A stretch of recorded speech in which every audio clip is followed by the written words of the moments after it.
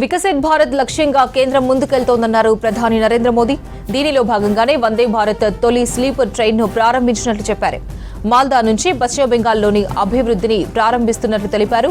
మాల్దాలో హౌరా గౌహతి మధ్య నడిచే వందే భారత్ తొలి స్లీపర్ ట్రైన్ను ప్రారంభించారు ప్రధాని. రైల్లో ప్రయాణించే విద్యార్థులతో ముచ్చటించారు. భారత రైల్వేల ఆధునీకరణలో ఇదో కీలక ముందడుగని చెప్పారు. బెంగాల్ అభివృద్ధికి సీఎం మమతా సర్కార్ అడ్డుకుంటోందన్నారు ప్రధాని మోదీ.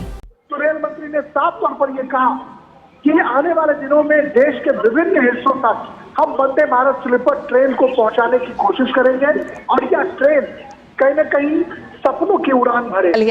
साफ तौर पर यहाँ पर स्पीड भी सुरक्षा।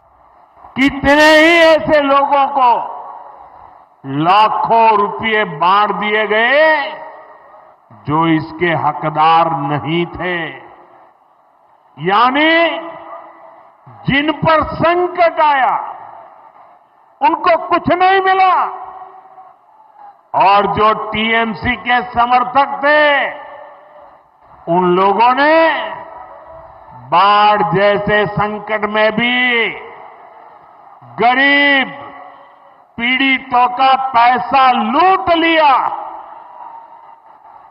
मैं आज मालदा की धरती से डंके की चोट पर कह रहा हूं, बंगाल में भाजपा की सरकार बनते ही टीएमसी के ऐसे सारे काले कारनामे बंद किए जाएंगे।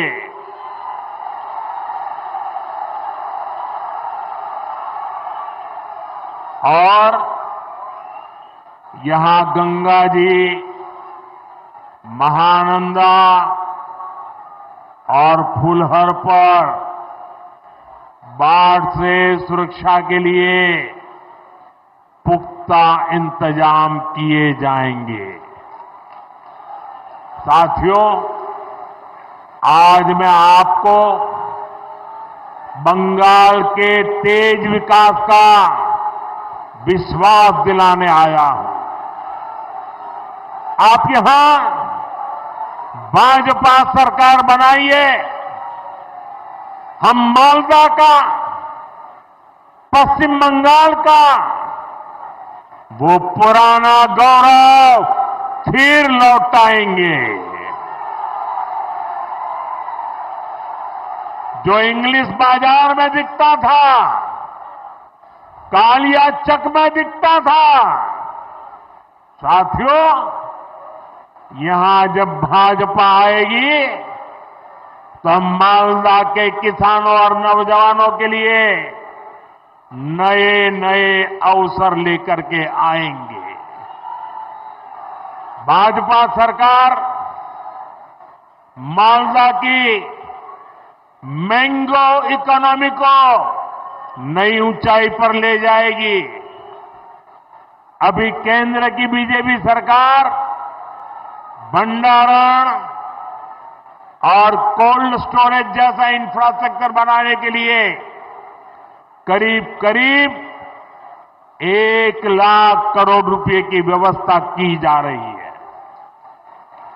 यहां सरकार बनने के बाद हम बंगाल में भी कोल्ड स्टोरेज जैसी सुविधाएं और बढ़ाएंगे। हम यहां के नौजवानों के लिए फूड प्रोसेसिंग सेक्टर में अवसर बढ़ाएंगे। साथियों, रेशम और जूट के धागे ये हमारी विरासत का हिस्सा है। रेशम किसानों के विकास के लिए केंद्र की भाजपा सरकार करोड़ों रुपयों की योजना चला रही है। जूट किसानों को, जूट इंडस्ट्री को भी ताकत मिले, इसके लिए भी केंद्र सरकार, केंद्र की भाजपा सरकार हर संभव प्रयास कर रही है। बीते 11 वर्षों में जूट के समर्थन मूल्य में अभूतपूर्व वृद्धि की गई है। 2014 से पहले जब टीएमसी वाले दिल्ली में केंद्र की सरकार चलवाते थे, दिल्ली की वो सरकार के वो हिस्सेदार थे, तब तक जूट का समर्थन मूल्य 2400 रुपये था। आज ये 5,500 रुपये से भी अधिक है, यानी डबल हो चुका है। भाजपा की केंद्र सरकार के प्रयासों के कारण जूट किसानों को ज्यादा पैसा भी मिला है। 2014 से पहले के 10 वर्षों में जूट किसानों को 400 करोड़ रुपए ही मिले थे। जब ये टीएमसी वाले दिल्ली सरकार में बैठे थे ना, तब की मैं बात करता हूं। जबकि बीते 11 वर्षों में जूट किसानों को भाजपा सरकार ने 1300 करोड़ रुपए से अधिक दिए हैं, यानी भाजपा सरकार ने जूट किसानों को 3 गुना ज्यादा पैसे दिए हैं।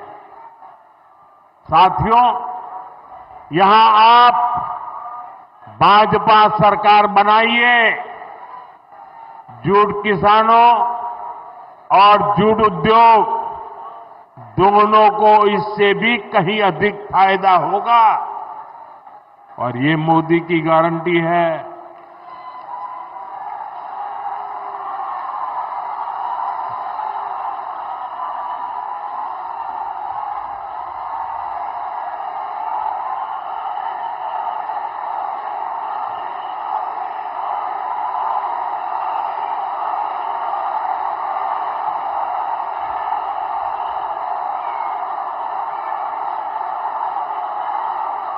साथियों,